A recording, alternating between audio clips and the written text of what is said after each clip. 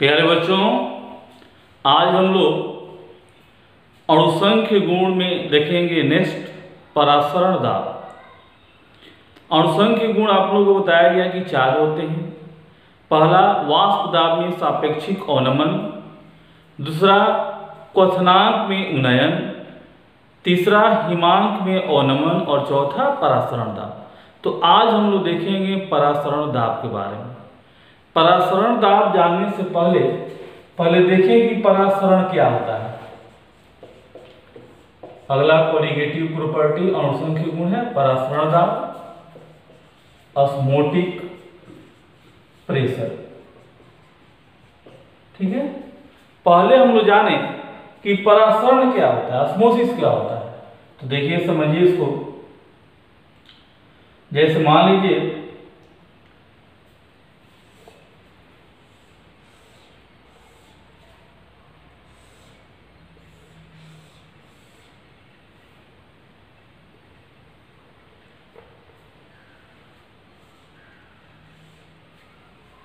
ये 2 कंटेनर लिए हैं, इसमें शुद्ध विलायक लिए हैं और इसमें लिए हैं विलयन। ठीक है, शुद्ध विलायक जैसे मान लीजिए शुद्ध जल ले लिए और इधर शुद्ध जल में चीनी मिला दी तो विलयन हो गया। अब इधर ये जल हो गया शुद्ध जल, शुद्ध विलायक, और इधर शुद्ध विलायक के साथ साथ इसमें विलेय भी मिला हुआ है।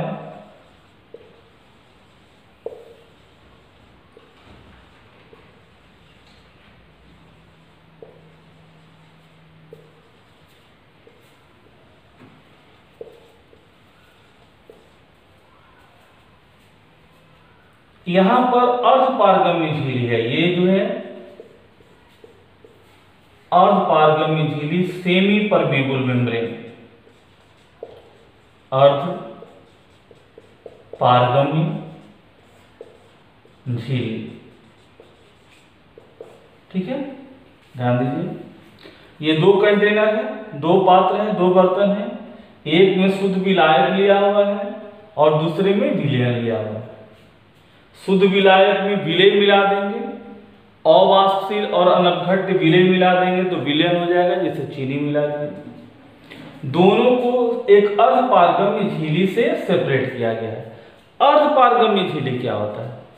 अर्ध मतलब होता है आधा, पारगम्य, गम्य मतलब जाना, यानी जो आधा चीज ही पार करने दे। यानी वैसा झिल्ली जो केवल विलायक को पार करने दे, केवल विलायक के अणु ही जिससे पार कर सकें, उसको कहा जाता है अर्धपारगम्य झिल्ली। केवल विलायक इसे पार कर सकता है, इसे विलेय के अणु पार नहीं कर सकते हैं। अर्धपारगम्य झिल्ली समझे, वह झिल्ली जिससे होकर क्या पार कर सकता है? सिर्फ विलायक का अणु पार कर सकता है, विलेय का अणु पार नहीं कर सकता है, वह अर्धपारगम्य झिल्ली होगी। तो इधर शुद्ध विलायक है और इधर विलयन है। तो जिधर विलायक अधिक होगा उधर से जिधर विलायक कम होगा उधर विलायक के अणुओं की गति होगी। तो विलायक किधर ज्यादा है? शुद्ध विलायक की ओर विलायक के अणु ज्यादा है, और इधर विलायक के अणु कम है, तो विलायक के अणु की गति अधिक से कम की ओर होगी, यानी विलायक के अणु इधर से इधर जाएंगे, और इसी प्रोसेस को कहा जाता है परासरण, ऑस्मोसिस। यानी अर्धपारगम्य झिल्ली से होकर शुद्ध विलायक से विलयन की ओर विलायक के अणुओं की गति को क्या कहते हैं? परासरण कहते हैं। क्लियर हो गया? परासरण में किसकी गति होती है? सिर्फ विलायक के अणुओं की गति। किधर से किधर? शुद्ध विलायक से विलयन की ओर, या शुद्ध विलायक की जगह पर हम लोग तनु विलयन भी कह सकते हैं, विलयन की जगह पर सांद्र विलयन। यानी शुद्ध विलायक से विलयन की ओर या तनु विलयन से सांद्र विलयन की ओर अर्धपारगम्य झिल्ली से होकर विलायक के अणुओं की गति क्या कहलाता है? परासरण। तो परासरण का डिफिनीशन हम लोग लिखते हैं,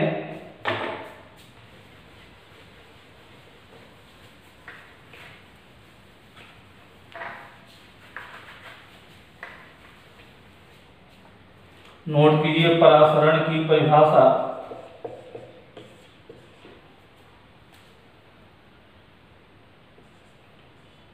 परासरण वह प्रक्रिया है जिसमें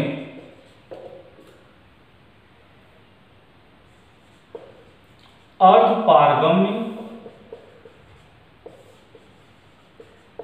झिल्ली से होकर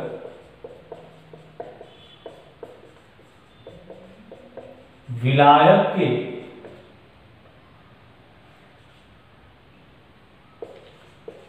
अणुओं की गति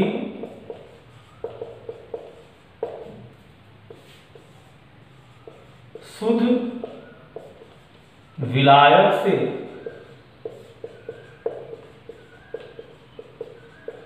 विलयन की ओर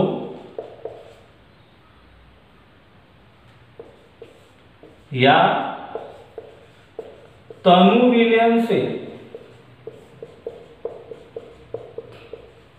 सांद्र विलयन की ओर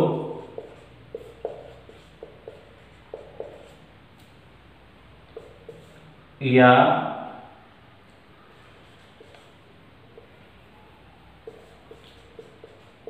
विलायक की अधिक सांद्रता से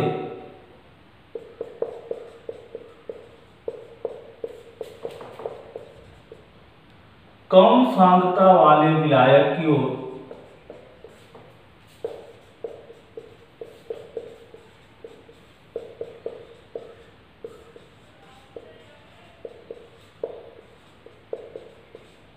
होती है। ठीक है,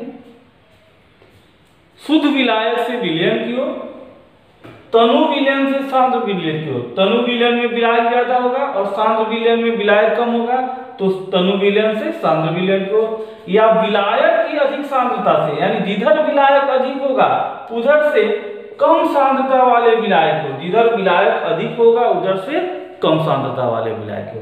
तो ये हम लोग देखे परासरण की परिभाषा।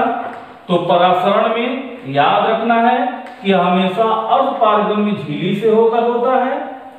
इसमें सिर्फ विलायक के अणुओं की गति होती है, किधर से किधर, शुद्ध विलायक से विलयन की ओर या तनु विलयन से सांद्र विलयन की ओर, या अधिक विलायक की अधिक सांद्रता से विलायक की कम सांद्रता की ओर। अब यहां पर झिल्ली के बारे में थोड़ा सा देख लेते हैं।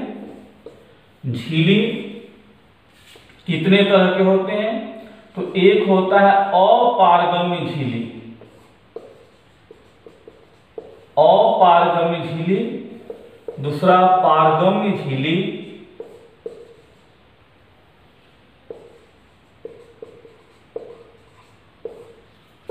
थर्ड अर्धपारगम्य झिल्ली,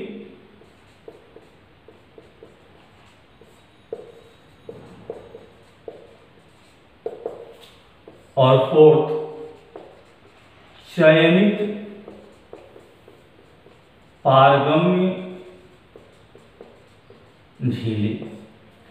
अपारगम्य झिल्ली, अ मीन्स नहीं, पारगम्य यानी जिससे होकर कुछ भी पार नहीं कर सके, न इसे विलेय पार कर सकता है और न विलायक पार कर सकता है।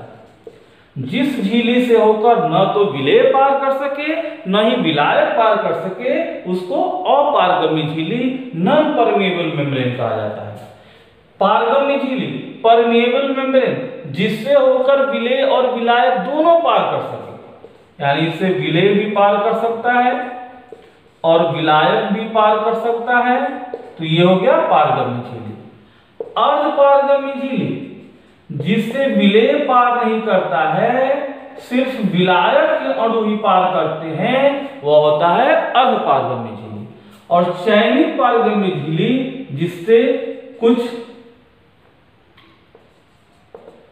चयनित कण या आयन पार कर सकते हैं, वह कहलाता है चयनित पारगम्य झिल्ली, जैसे सेल मेम्ब्रेन होता है। तो ये हम लोग देखिए 4 प्रकार की झिल्ली। हम लोगों को यहाँ पर जरूरत है अर्धपारगम्य झिल्ली, जिसको इंग्लिश में कहा जाता है सेमी परमिएबल मेम्ब्रेन। अब यह सेमी परमेबल मेम्ब्रेन अर्धपारगम्य झिल्ली दो तरह का होता है। एक होता है नेचुरल यानी प्राकृतिक अर्धपारगम्य झिल्ली, और एक होता है आर्टिफिशियल सेमी परमेबल मेम्ब्रेन। यह प्राकृतिक होता है और यह मैनमेड होता है, मनुष्यों द्वारा बनाया जाता है लैब वगैरह में। प्राकृतिक अर्धपारगम्य झिल्ली नेचुरल सेमी परमेबल मेम्ब्रेन जैसे सेल मेम्ब्रेन और प्लांट का सेल मेम्ब्रेन हो गया, पिग्स ब्लाडर, गोट ब्लाडर, ये सब हो गया natural semi permeable membrane. Artificial semi permeable membrane होता है कॉपर, फेरो, साइनाइड।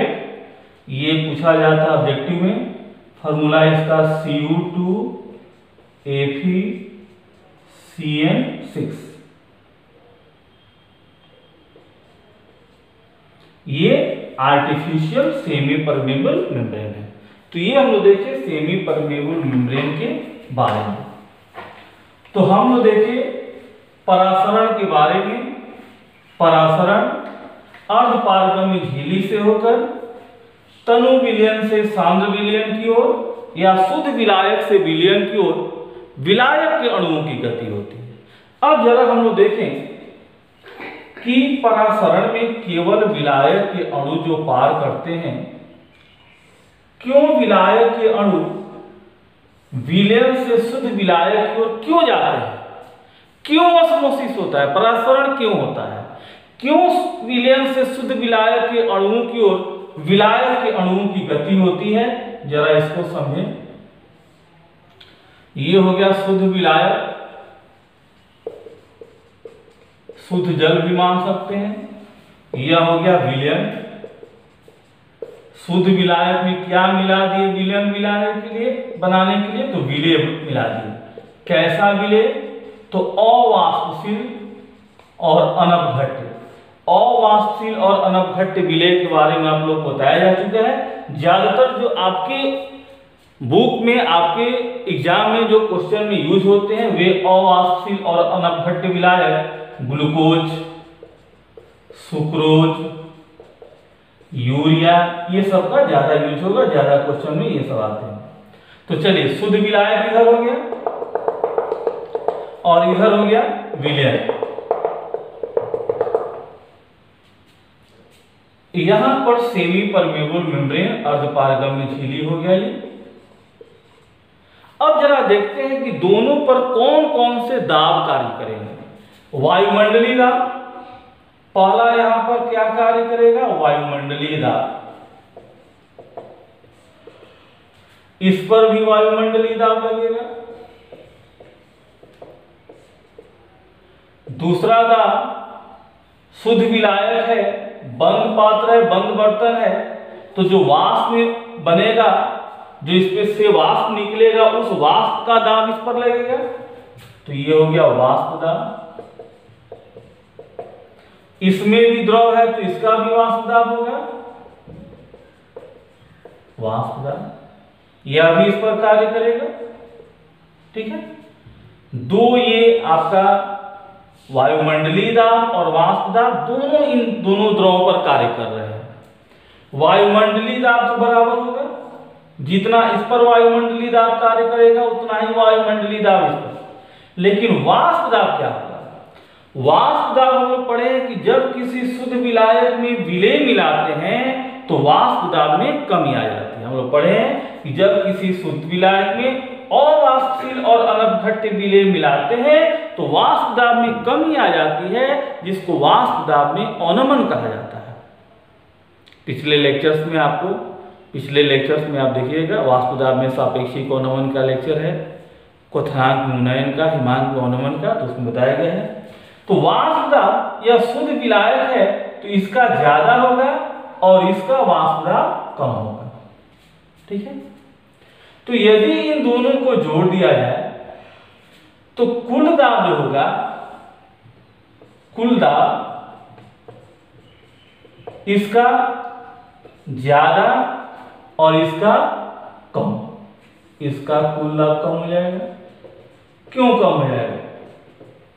क्योंकि वायुमंडलीय दाब दोनों पर बराबर लग रहा है, वाष्प दाब भी दोनों पर लग रहा है, लेकिन वाष्प दाब या शुद्ध विलायक है तो इसका वाष्प दाब अधिक होगा, और यहाँ शुद्ध विलायक में विलय मिलाने के चलते वाष्प दाब कम हो जाता है। तो दोनों का योग यदि देखा जाए तो इस पर कुल दाब ज्यादा लगेगा और इस पर कुल दाब कम लगेगा।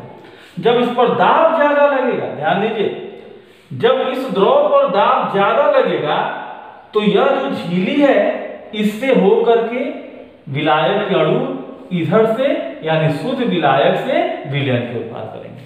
ध्यान दीजिए, कुल दाब इस पर ज्यादा लग रहा है शुद्ध विलायक पर, इसलिए शुद्ध विलायक के अणु विलयन की ओर इस झिल्ली से होकर प्रवाहित होंगे, और इसी को क्या कहा जाता है? ऑस्मोसिस कहा जाता है।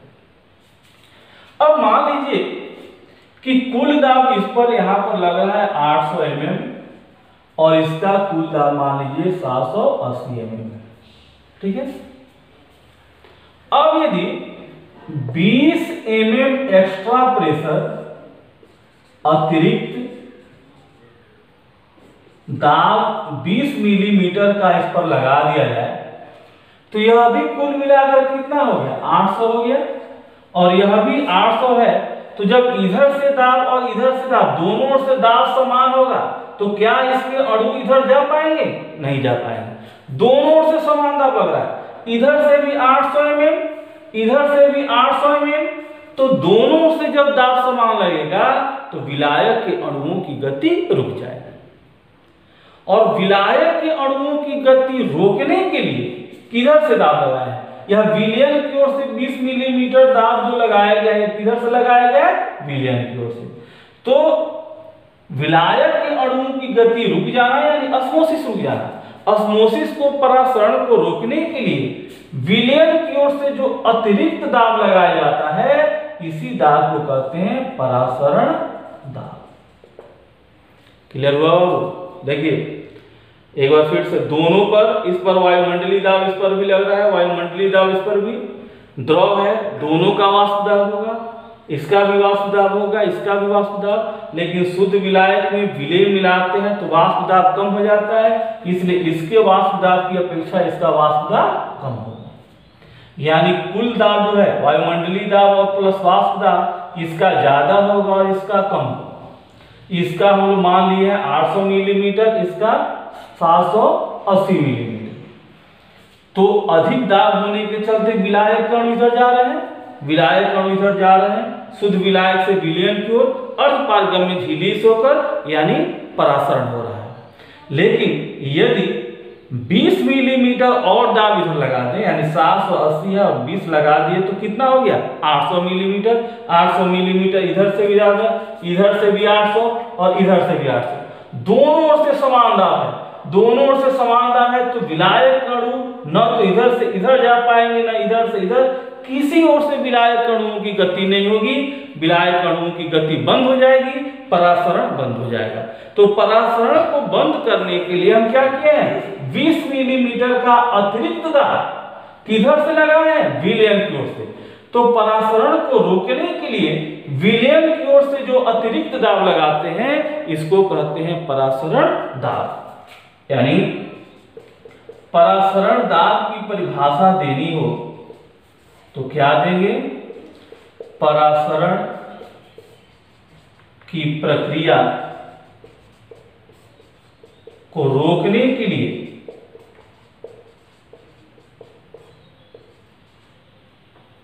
विलयन की ओर से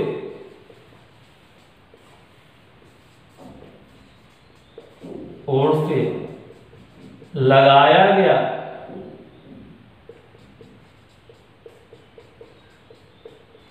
अतिरिक्त दाब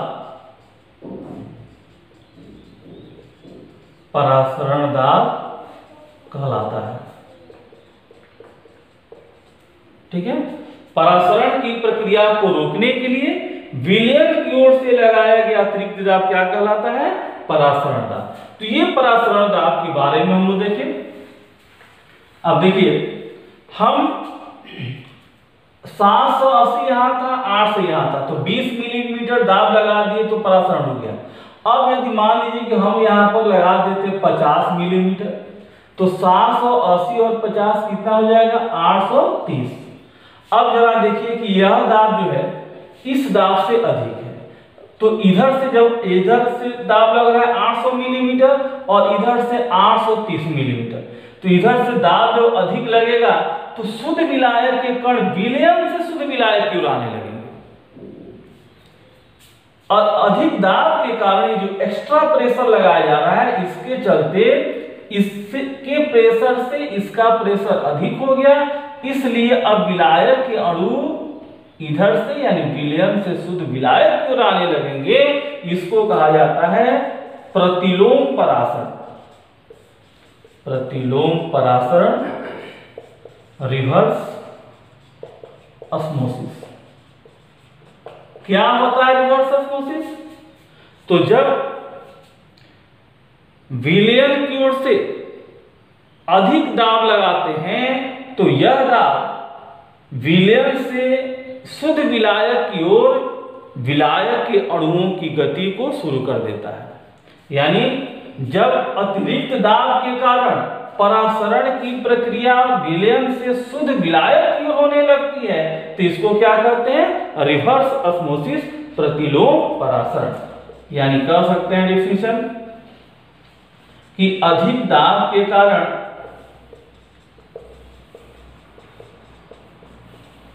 विलयन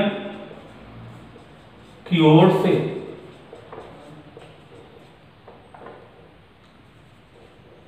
शुद्ध विलायक की ओर परासरण की प्रक्रिया प्रतिलोम परासरण कहलाता है।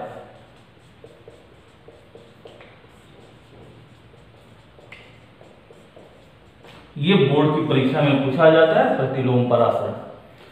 अधिक दाब के कारण विलयन की ओर से शुद्ध विलायक की ओर परासरण की प्रक्रिया प्रतिलोम परासरण कहलाता है।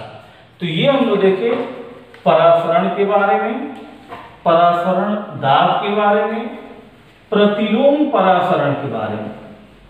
अब परासरण दाब के कुछ नियम हैं जो न्यूमेरिकल बनाने में सहयोग करते हैं, और जो परासरण दाब के नियम जो है ये बोर्ड की भी परीक्षा में पूछे जाते हैं। तो हेडिंग दीजिए परासरण दाब के नियम। परासरण दाब के जो नियम हैं, फर्स्ट बॉयल वांट हाफ नियम। इस नियम के अनुसार परासरण दाब को पाई से निरूपित किया जाता है। यह समानुपाती होता है मोलर सांद्रता के नियत ताप पर। तो बॉयल वांट हाफ का नियम, इस नियम के अनुसार किसी विलयन का परासरण दाब उसकी मोलर सांद्रता के समानुपाती होता है नियत ताप पर। एक दूसरा नियम है गेलुसाक वांट हाफ नियम।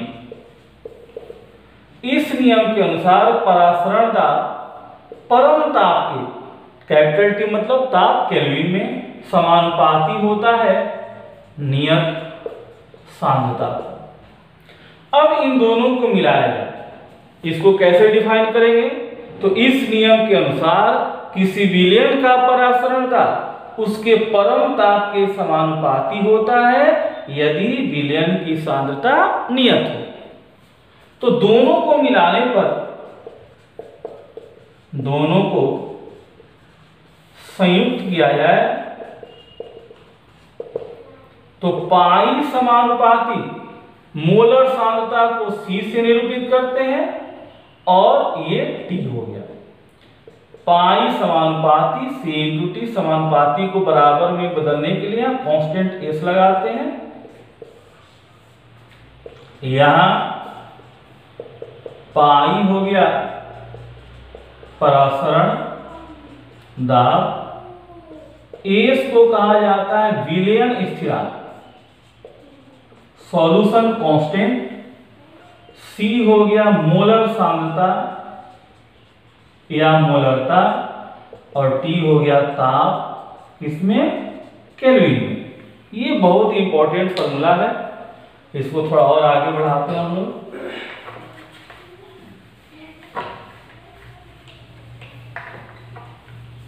तो अभी हम लोग फॉर्मूला क्या देखें?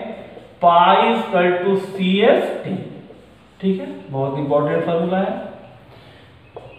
C क्या है? C है मोलर सांद्रता, और मोलर सांद्रता या मोलरता आप लोग पढ़ चुके हैं, विलेय के मोल की संख्या बटा विलयन का आयतन लीटर में, ये पढ़ चुके हैं आप लोग। तो यहाँ मोलर सांद्रता या मोलरता की जगह पर हम लोग विलेय के मोल की संख्या बटा विलयन का आयतन लिख सकते हैं ST। V को इधर लाते हैं तो pi V equal to NST। ये फॉर्मूला बहुत इंपॉर्टेंट फॉर्मूला है न्यूमेरिकल बनाने के लिए। अब थोड़ा सा यहां पर हम लोग देखें, ये आप लोग फॉर्मूला पढ़े थे 11th में। कौन इक्वेशन है ये? यह है आइडियल गैस इक्वेशन, आदर्श गैस समीकरण। ध्यान दीजिए, दोनों को कंपेयर कीजिए। यहां दाब है तो यहां भी परासरण दाब है, सेम हो गया। यहां आयतन है तो यहां भी आयतन है।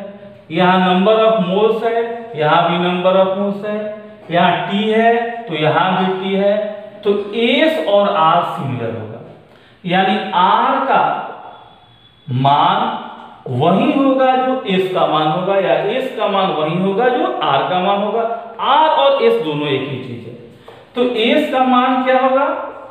तो जो R का मान होगा, R का मान हम लोग पढ़े हैं 0.0821 लीटर एटमॉस्फेयर पर मोल पर केल्विन। R का मान आप लोगों को बताया गया है आदर्श गैस समीकरण इक्वेशन में। R जो है वह क्या है? यूनिवर्सल गैस कांस्टेंट, सार्वत्रिक गैस नियतांक। तो R और S बिल्कुल क्या है? सेम चीज है। अब थोड़ा सा और इसको आगे बढ़ाते हैं। पाई V इक्वल टू N क्या है? मोल की संख्या। और मोल की संख्या हम लोग कैसे निकालते हैं? तो मोल की संख्या बराबर दी गई मात्रा बटा मोलर द्रव्यमान। दी गई मात्रा को W से निरूपित करते हैं, मोलर द्रव्यमान को M से। तो ये हो गया W अपॉन M, N की जगह ST। तो pi V equal to W upon M ST। V को यदि यहां लाए तो पाई इक्वल टू हो जाएगा W ST बटा MV। तो ये एक फार्मूला और हम लोग को मिल गया, ये तीसरा फार्मूला। तो ये सब फार्मूला याद रखेंगे और न्यूमेरिकल आसानी से बनेगा। ये 3 फार्मूला आप लोगों को याद रखना है। अब एक न्यूमेरिकल इस पर देख लेते हैं तुरंत।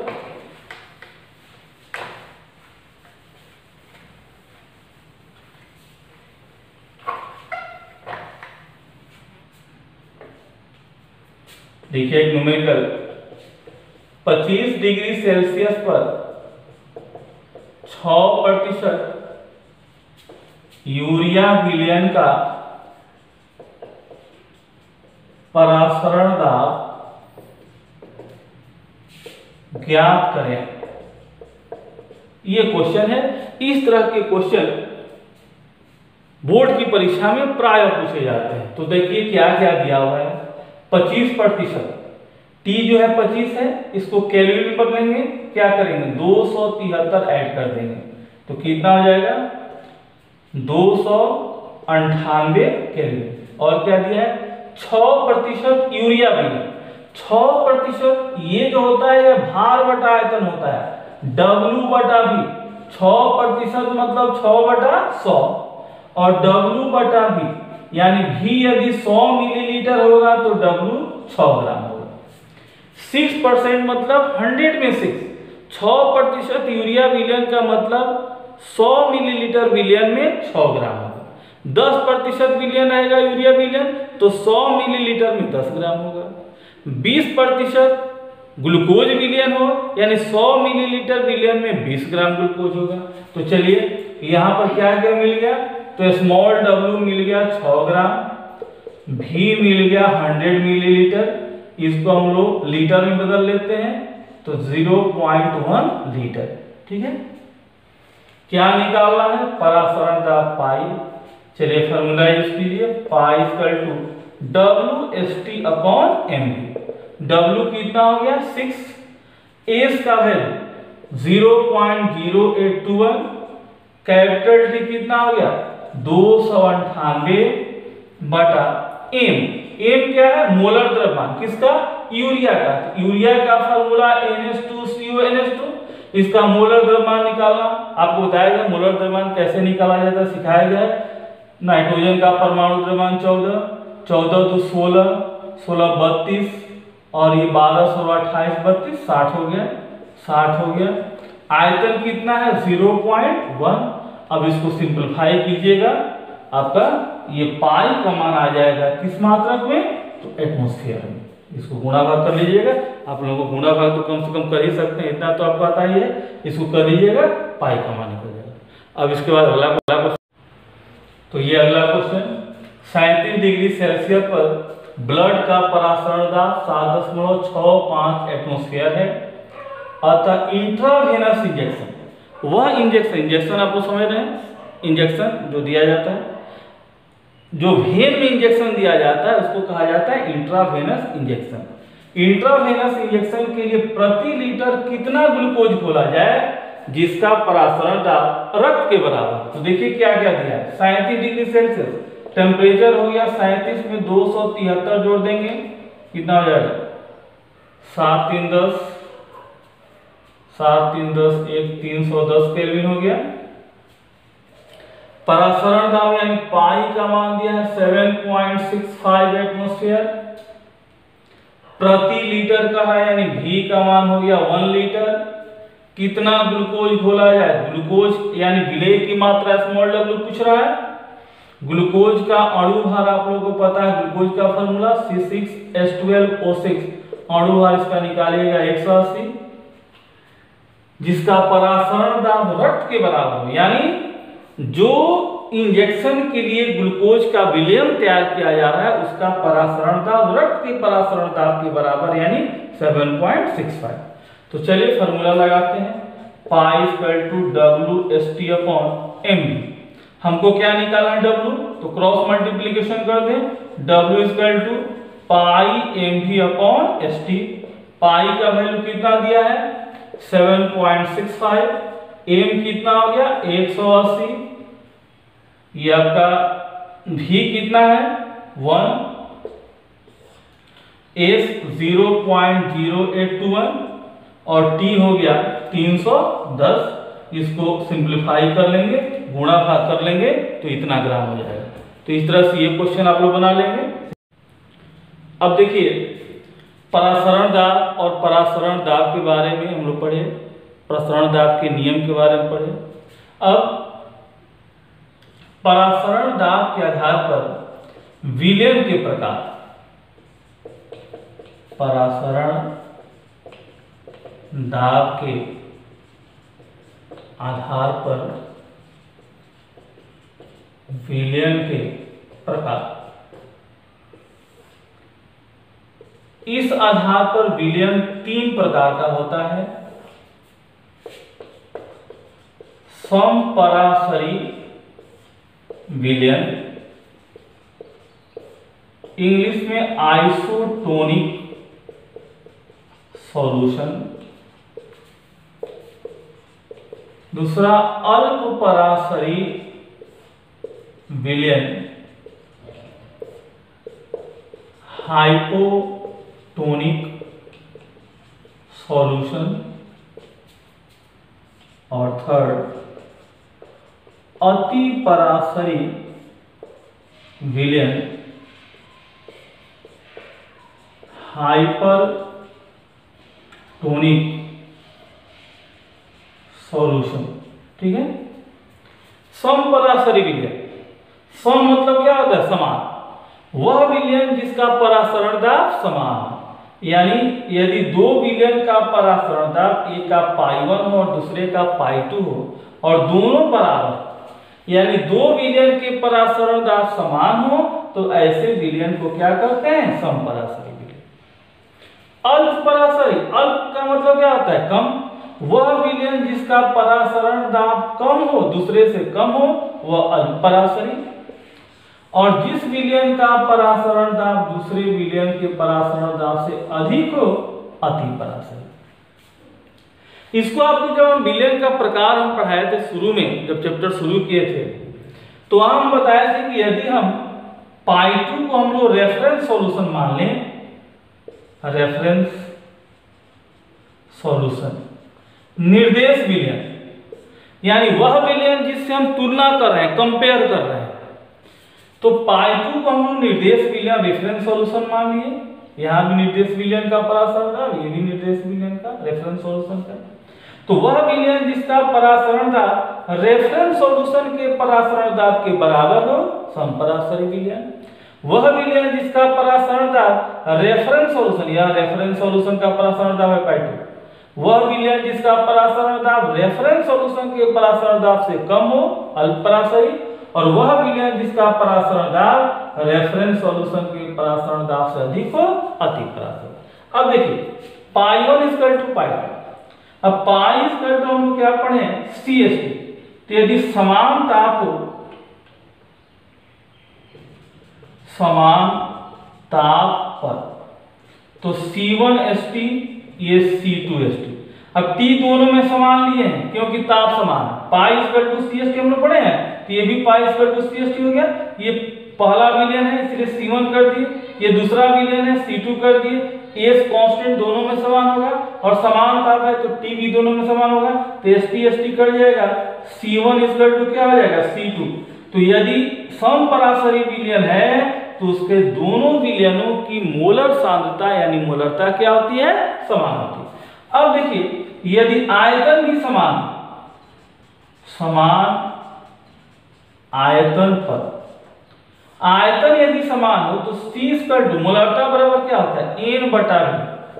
यहां भी N/V हो गया। अब यह पहला विलयन है तो N1 ले लिए विलय के मोल की संख्या, या दूसरा विलयन है तो N2 ले लिए। अब आयतन समान है तो V और V दोनों का समान हो गया, तो ये कट जाएगा, तो N1 = क्या हो जाएगा? N2। यानी समान ताप होगा तो C1 = C2 और समान आयतन होगा तो N1 = N2। N क्या है? मोल की संख्या, विलय के मोल की संख्या। तो मोल की संख्या दी गई मात्रा बटा अणुभार, तो दूसरे विलयन के लिए भी हो जाएगा। इसको 1 मान लेते हैं और इसको 2 मान लेते हैं। तो ये बहुत ही इंपॉर्टेंट फार्मूला है। इसको कब अप्लाई करेंगे? तो समान ताप एवं समान आयतन पर कैसे विलयन के लिए? तो समपराशरी विलयन के लिए। यदि समपराशरी विलयन 2 दिया हो, समान ताप भी हो, समान आयतन भी हो, तो न्यूमेरिकल बनाने के लिए इस फार्मूला का यूज करेंगे। निश्चित रूप से न्यूमेरिकल बनेगा और इस पर न्यूमेरिकल पूछे जाते हैं बोर्ड में भी और कंपटीशन में भी। तो देखते हैं इस पर एक क्वेश्चन। तो देखिए ये AIEEE 2011 में पूछा हुआ क्वेश्चन है, जो JEE अभी मेंस हो रहा है। पहले JEE और AIEEE का अलग अलग यहाँ होता था। शर्करा, यहाँ शर्करा ले लिए, मोलर द्रव्यमान 342, इसका मोलर द्रव्यमान 342 का 5% विलयन। 5% का मतलब क्या है कि 100 मिलीलीटर विलयन होगा तो 5 ग्राम विलय होगा। 5% मतलब 5/100, यानी 100 मिलीलीटर विलयन में 5 ग्राम विलय। तो स्मॉल w हो गया 5 ग्राम और v हो गया 100 मिलीलीटर। एक अज्ञात विलय, चलिए अज्ञात विलय को हम लोग x मान लिए कि 1% विलयन। 1% विलयन मतलब यदि v 100 मिलीलीटर होगा तो w कितना ग्राम होगा? 1 ग्राम। के समपराशरी है, ये दोनों समपराशरी हैं। अज्ञात विलेय का मोलर द्रव्यमान, इसका मोलर द्रव्यमान निकालना है। तो इसको हम लोग 1 मान लेते हैं, इसको 2 मान लेते हैं। चलिए V1 V2 ये समान है। तो हम लोग अभी देखे हैं समपराशरी विलयन के लिए समानता एवं समान आयतन पर W1/M1 = W2/M2। चलिए इस पर बनाते हैं। W1 कितना है 5, M1 342, W2 1 और M2 निकालना है। तो M2 = क्या हो जाएगा बाबू? तो 342/5, तो 5 × 30, 5 × 8 = 40, 5 × 2 = 68.4। तो देखिए आपका ऑप्शन है। इस तरह से आप समपराशरी विलयन का कोई भी क्वेश्चन बना सकते हैं। तो इस तरह हम लोग चारों कोलिगेटिव प्रॉपर्टी अणुसंख्य गुण पढ़ लिए। ये अंतिम अणुसंख्य गुण था परास्तरणता। अगले वीडियो में हम लोग अगला टॉपिक देखेंगे। आप लोग चैनल को शेयर एंड सब्सक्राइब करें। संजीव मिश्रा, संस्कार वाले। Thank you.